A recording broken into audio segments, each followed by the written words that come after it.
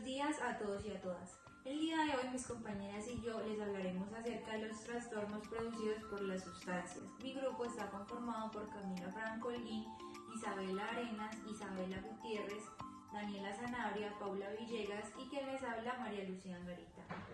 Incluyen aquellos trastornos relacionados con ingesta de drogas, de abuso, efectos secundarios de un medicamento y exposición a tóxicos. Las sustancias que se incluyen son alcohol, alucinógenos, anfetaminas, cafeína, cannabis, cocaína, inhalantes, nicotina, opiáceos, hipnóticos y ansiolíticos. Se caracteriza por la manifestación de un grupo de síntomas cognitivos, conductuales y fisiológicos que indican que el individuo continúa consumiendo la sustancia a pesar de las dificultades que le ocasiona dicho consumo. El patrón de conducta consiste en la repetida autoadministración, a menudo compulsiva, que origina tolerancia y abstinencia. Este diagnóstico se puede hacer con respecto a cualquier sustancia de abuso, a excepción de la cafeína. SPA, sustancias depresoras. Son sustancias que atenúan o inhiben los mecanismos cerebrales actuando como calmantes o sedantes. Desacelera el funcionamiento y la velocidad de la actividad mental y ciertas funciones físicas de coordinación motriz y tono muscular. Disminuyen el ritmo del sistema nervioso, de los latidos del corazón, de la respiración, el tono muscular y la atención. Producen reacciones lentas, por ejemplo, el alcohol, los apáceos, los tranquilizantes, los hipnóticos y los inhalantes.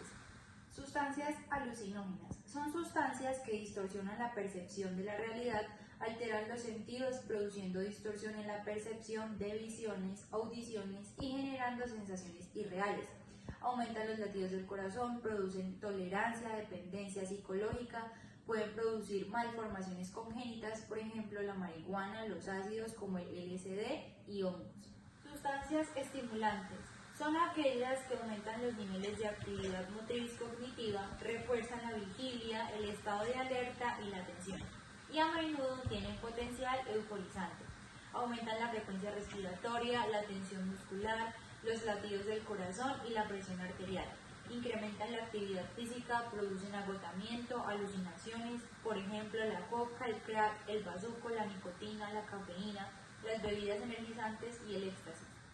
Sustancias volátiles. Son aquellas que producen sensación de hormigueo, visión borrosa, zumbidos en los oídos, euforia, inestabilidad en la marcha, agresividad, sueño, pérdida de la conciencia, alucinaciones, depresión, dependencia psicológica y física y gran tolerancia. Por ejemplo, los pegantes, las pinturas, la gasolina, el disolvente de uñas y de pinturas. ¿En qué medida afectan las drogas a la salud? Las sustancias psicoactivas constituyen un lastre notable para la sociedad en términos de salud. En particular, el tabaco y el alcohol se encuentran entre las principales causas de muerte y discapacidad en los países desarrollados. Además, se espera que el impacto del tabaco aumente en otras partes del mundo. El consumo de sustancias psicoactivas, ya sea por placer o para aliviar el dolor, puede dañar la salud y acarrear problemas sociales a corto y largo plazo. Los efectos sobre la salud pueden consistir en enfermedades del hígado o del pulmón, cáncer, lesiones o muertes provocadas por accidentes, sobredosis, suicidio y agresiones. Algunos ejemplos de los efectos en el plano social son las detenciones, la pérdida de las relaciones y el descuido de las obligaciones tanto laborales como familiares. La dependencia se define como un grupo de 3 o más síntomas, entre estos los siguientes: la tolerancia, que es la necesidad de aumentar la ingesta de forma progresiva para alcanzar el efecto deseado. El grado en que se desarrolla la tolerancia varía en función de la sustancia a la cual se trate.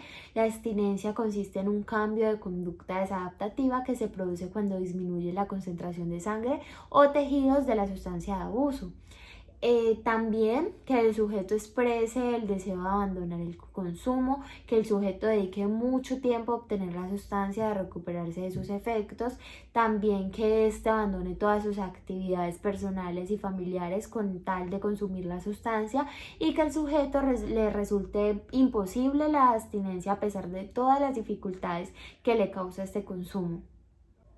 ¿Cómo afecta la drogadicción al funcionamiento del cerebro? La drogadicción, también llamada drogodependencia, es un trastorno cerebral provocado por el consumo de sustancias psicoactivas. El drogodependiente puede experimentar un fuerte deseo por la droga, tener dificultades para controlar su consumo, sufrir el síndrome de abstinencia cuando se reduce o se interrumpe el consumo y necesitar dosis cada vez más. Las sustancias psicoactivas afectan la comunicación entre las células de ciertas zonas del cerebro. Por ejemplo, algunas drogas imitan o inhiben los efectos de las sustancias químicas presentes de manera natural, que transportan mensajes específicos de una célula cerebral a otra mediante los neurotransmisores. Causas. Las personas suelen empezar a consumir drogas por un deseo de experimentar con ellas, luego pasan a consumirlas de manera ocasional y finalmente acaban por usarlas de modo intensivo, desarrollando en ocasiones un trastorno por uso de sustancias. Esta progresión resulta compleja y se conoce solo en parte. El proceso depende de las interacciones entre la sustancia, el usuario y el entorno. Sustancia. Las diversas clases de sustancias tienen diferentes capacidades para provocar un trastorno por uso de sustancias. La probabilidad de que éste lo cause se denomina capacidad de adicción. La capacidad de adicción depende de una combinación de factores, entre los que están cómo se utiliza la sustancia, qué intensidad tiene la sustancia al estimular la vía de recompensa del cerebro, la velocidad de actuación de la sustancia, la capacidad de la sustancia para inducir tolerancia y síntomas de abstinencia. Además, las sustancias que se encuentran legalmente disponibles, tales como el alcohol, el tabaco, tienen más probabilidades de ser utilizadas por primera vez. A medida de que las personas siguen utilizando una sustancia, a medida de que ven menos riesgo en su uso, pueden comenzar a aumentar el uso, experimentando con otras sustancias. La percepción de riesgo que tienen las personas también puede estar influida por las consecuencias tanto sociales y legales del uso de esta sustancia. Segundo, el usuario. Los factores propios de los usuarios que pueden predisponer a sufrir un trastorno por abuso de sustancias son las características físicas, características personales, circunstancias y trastornos que presenten. Las características físicas probablemente incluirán factores genéticos, aunque los investigadores aún no han encontrado más de unas pocas diferencias bioquímicas o metabólicas entre las personas que desarrollan un trastorno por consumo de sustancias y las que no lo desarrollan. Tercero, el entorno. Los factores culturales y sociales son muy importantes en el inicio y la continuación del consumo de sustancias. El hecho de que miembros de la familia, por ejemplo padres, hermanos mayores o amigos, consuman drogas aumenta el riesgo de que una persona se inicie también en su uso. Los compañeros representan una influencia particularmente poderosa entre los adolescentes. A las personas que están tratando de dejar de usar una sustancia les resulta mucho más difícil hacerlo si están rodeados de otras personas que también lo consumen. Ahora hablemos un poco sobre el diagnóstico. Para el diagnóstico se utiliza la evaluación médica, también a veces se utiliza información facilitada por la misma persona. Un trastorno por uso de sustancias se diagnostica cuando la persona acude a un profesional sanitario porque desea ayuda para interrumpir el uso de un fármaco. Otras personas intentan ocultar que consumen una sustancia y los médicos únicamente pueden sospechar el problema cuando advierten cambios en su humor o comportamiento. A veces los médicos descubren signos de consumo de sustancias durante un examen físico. Por ejemplo, se pueden descubrir marcas en la piel causadas por la inyección repetida de drogas por vía intravenosa, las venas quemadas, que son líneas de pequeños puntos oscuros, puntuaciones de aguja, rodeadas de un área de la piel más oscura o blanquecina. La inyección subcutánea de las drogas causa úlceras o cicatrices circulares. Las personas afectadas pueden alegar otras razones para las marcas, como frecuentes donaciones de sangre o picaduras de insectos o otras lesiones. Ahora hablemos de los criterios para el diagnóstico. Los criterios para el diagnóstico de un trastorno por uso de sustancias son de 4 tipos. La persona afectada no puede controlar su uso de la sustancia, la capacidad de la persona para cumplir con sus obligaciones sociales se ve comprometida por el uso de la sustancia, la persona utiliza la sustancia en situaciones en que hacerlo supone un peligro físico. La persona muestra signos físicos del uso de la sustancia o dependencia de esta misma. También presenta incapacidad para controlar el uso de la sustancia. La persona toma la sustancia en dosis mayores o por más tiempo de lo previsto inicialmente. También la persona desea interrumpir o reducir el uso de la sustancia. La persona dedica mucho tiempo a obtener y usar la sustancia, así como a recuperarse de sus efectos. Y por último, la persona anhela la sustancia. Las personas que presentan 2 o más de estos criterios en un periodo de 12 meses se consideran que sufren de un trastorno por uso de sustancias. La gravedad del trastorno por uso de sustancias viene determinada por el número de criterios que se cumplen. Entonces, es leve cuando se cumplen 2 o 3 criterios. Es moderado cuando se cumplen 4 o 5 criterios y es grave cuando se cumplen 6 de estos criterios. Ahora hablemos sobre el abuso de sustancias. El abuso de sustancias consiste en un patrón desadaptativo de consumo de sustancias de abuso que origina deterioro y malestar clínicamente significativos durante un periodo de 12 meses. Este consumo tiene repercusiones tanto a nivel laboral, académico y familiar. El consumo se lleva a cabo incluso en circunstancias en las que hacerlo es especialmente peligroso, como conducir un automóvil o manejar máquinas. Se originan problemas legales relacionados con el consumo y también este consumo se mantiene a pesar de los problemas que origina y las consecuencias negativas que acarrea. Bueno, ahora hablando sobre la intoxicación por sustancias, la Organización Mundial de la Salud, OMS, mediante la Clasificación Internacional de Enfermedades en su 10ª revisión, consideran a la intoxicación como ese estado transitorio consecutivo a la ingestión o a la asimilación de sustancias psicotropas o de alcohol, las cuales producen alteraciones a nivel de la conciencia, de la cognición, de la percepción, del estado afectivo, del comportamiento o de algunas funciones y respuestas fisiológicas o psicológicas. Por su parte, el DSM-4-TR define la intoxicación por sustancias como esa presencia del conjunto de síndromes reversibles, en este caso tanto signos como síntomas que varían en función de la sustancia consumida. Incluye la presencia de cambios conductuales como las alteraciones en la percepción, la irritabilidad, la labilidad emocional, el deterioro cognitivo, social y laboral que se presentan durante el consumo o poco tiempo después. Hablando sobre la abstinencia de sustancias, esta se caracteriza por la presencia del conjunto de síntomas a causa de la interrupción o de la reducción de un consumo masivo que ya se venía dando y también que fuera sido prolongado durante mucho tiempo. Este síndrome presentará distintos síntomas en función de la sustancia a la que el paciente es adicto, asimismo como esas características personales de él.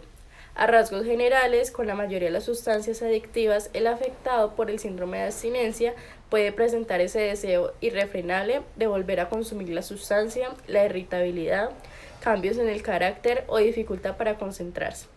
También estos síntomas causan malestar significativo, deterioro laboral, social y familiar del individuo. Ahora bien, hablando sobre los trastornos mentales inducidos por sustancias, se encuentra el delirio inducido por sustancias. Esta es una alteración grave de las capacidades mentales que resulta en pensamientos confusos y una conciencia reducida del entorno. La demencia persistente es un síndrome generalmente de naturaleza crónica o progresiva que se caracteriza por ese deterioro de la función cognitiva, es decir, de la capacidad para procesar el pensamiento, y va más allá de lo que podría considerarse normal. El trastorno amnésico persistente se caracteriza por ese deterioro de la memoria, la cual se manifiesta por un déficit de la capacidad para aprender información nueva o de la capacidad para recordar información ya aprendida previamente. El trastorno psicótico es un trastorno mental caracterizado por una desconexión de la realidad, es decir, las personas que lo padecen perciben una realidad alterada y creen que es cierta y que no es la misma a la cual viven el resto de las personas. El trastorno del estado de ánimo se caracteriza por la existencia de alteraciones emocionales consistentes en periodos prolongados de tristeza excesiva, depresión, desaltación o euforia excesiva, ya manía o de ambos. El trastorno de ansiedad se caracteriza por la preocupación y el miedo intenso, excesivo y continuo ante situaciones cotidianas. Es posible que este trastorno produzca taquicardia, respiración agitada, sudoración, sensación de cansancio, entre otros. Los trastornos sexuales se caracterizan por la presencia de alteraciones tanto en el deseo como en la respuesta sexual, que provocan ya sea malestar y dificultad para las relaciones interpersonales. Por último, dentro de los trastornos del sueño encontramos los problemas relacionados con dormir.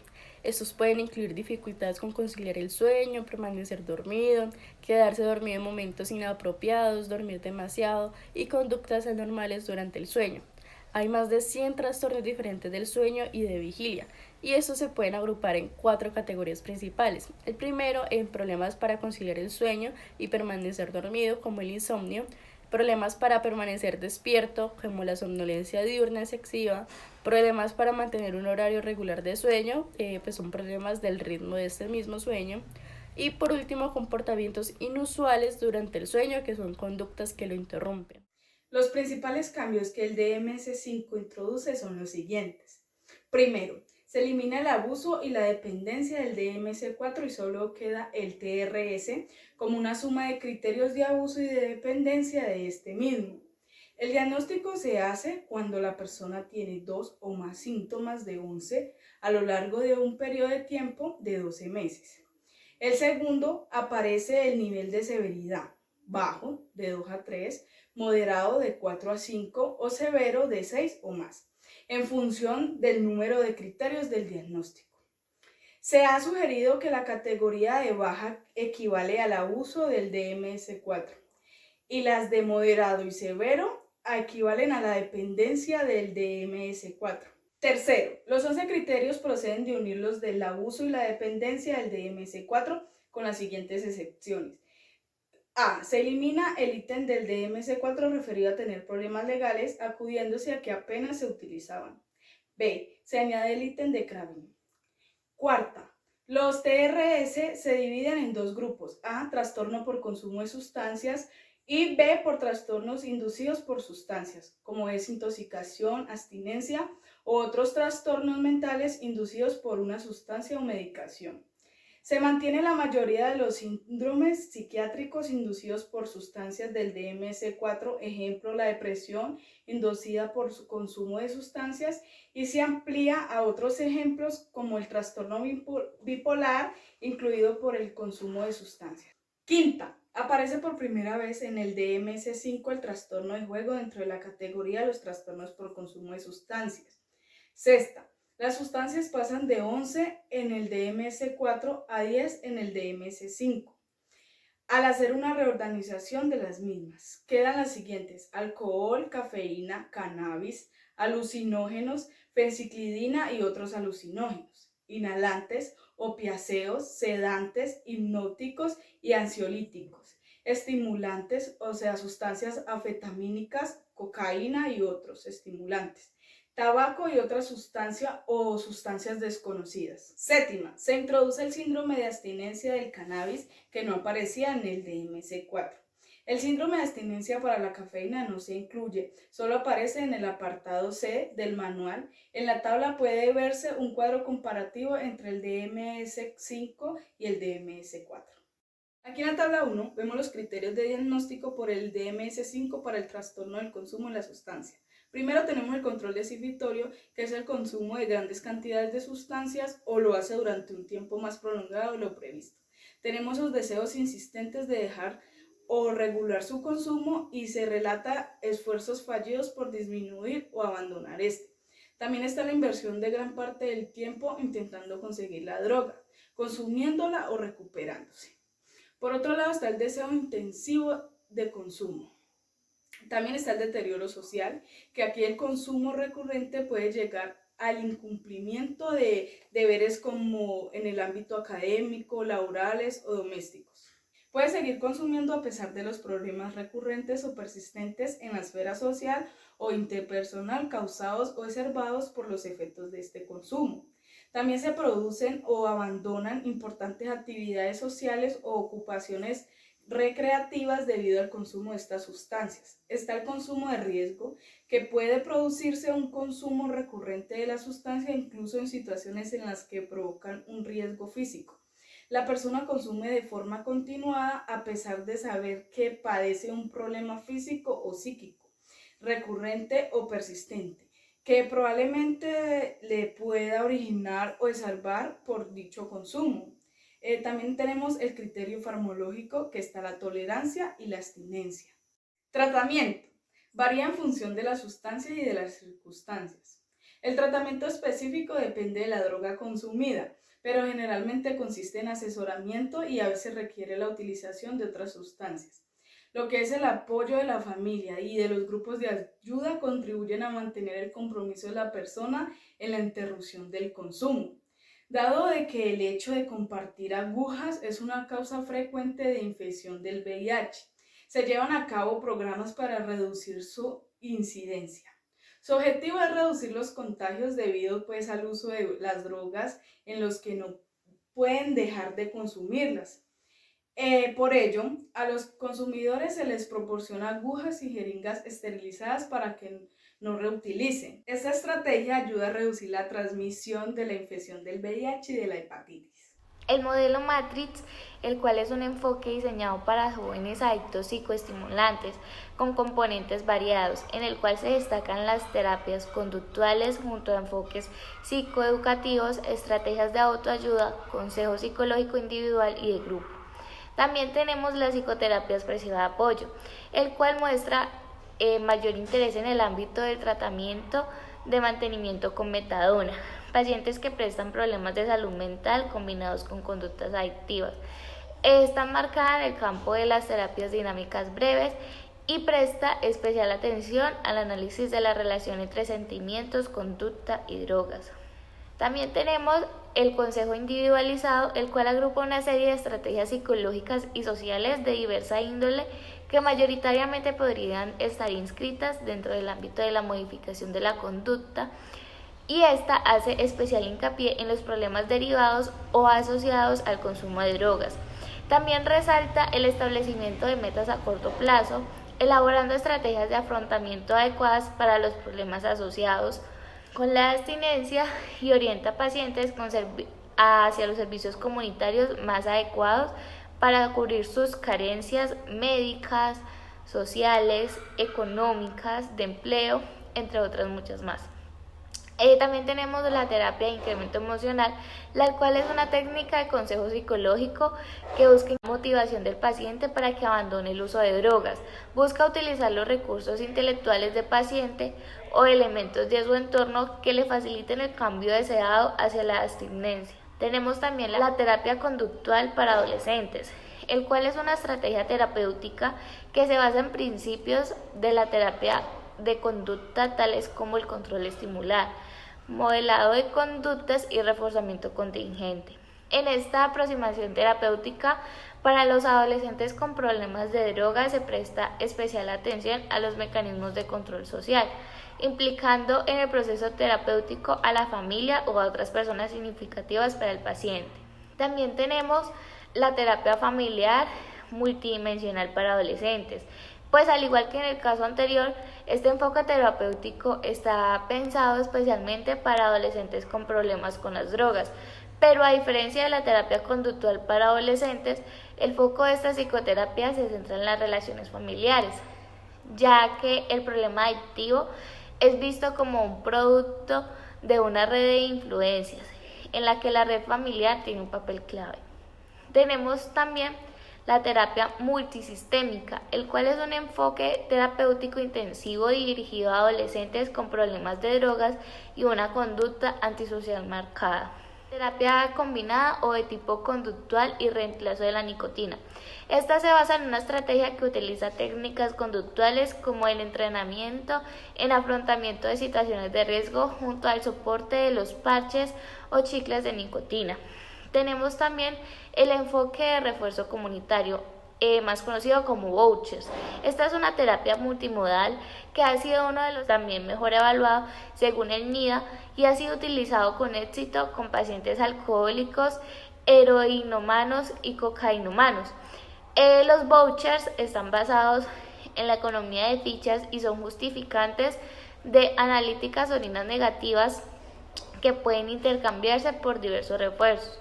En ocasiones se combina con prescripción de disulfiram. También tenemos la terapia de refuerzo en programas de mantenimiento con metadona, que es similar al enfoque anterior, pero esta se centra en reforzar progresivamente los periodos de abstinencia en pacientes en programas de metadona. De igual manera tenemos el tratamiento de día con refuerzo, que es similar a los dos enfoques anteriores, pero aplicado a adictos sin hogar e incluye grupos de consejo y psicoeducacionales. Bueno, con lo anteriormente planteado podemos dar paso a la finalización de la exposición. Muchas gracias por su atención.